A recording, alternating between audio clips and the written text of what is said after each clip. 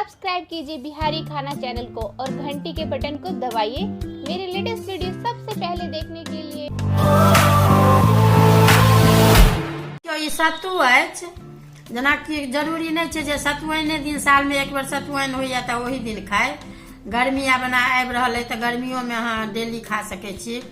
तऽ ई सब तऽ कनी शौख वाला भऽ गेल। तऽ ई सत्तू अछि, ई देखियो छोटे छोटे प्याज कटलहुँ हैं, ई धनिया पत्ता अछि, नून अछि, ई नेबो अछि, आ ई जीर के बुकनी से भूजि कऽ अहाँके से पीसलहुँ हैं, आ ई मिरचाइ अछि।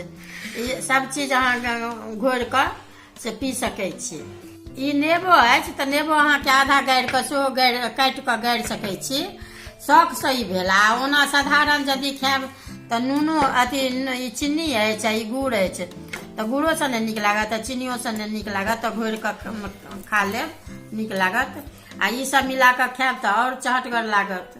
तऽ ई सत्तू के हम शरबत बना रहल छी। तऽ जेना एक गोटे के लेल बनायब तऽ 3 चम्मच अहाँके ई देबै सत्तू। ई पहले कनी पातर कऽ घोरि लेब हल्का सा।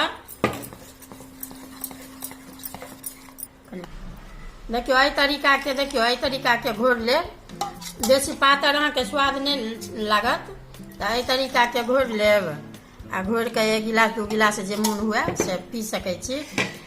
तऽ एहिमे अहाँके आब हम पहले नून दै छियै। ई काला नमक हुए तऽ और बढ़िया। कनी धनिया पत्ता दै छियै एहिमे। ई प्याज दै छियै,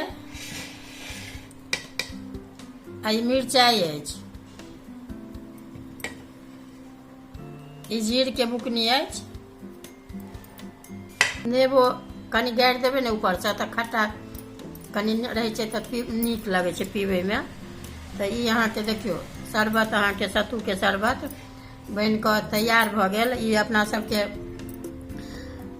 शौख बुझियो आ सियाक बुझियो। ई अहाँके शरबत बनि कऽ तैयार अछि सत्तू के।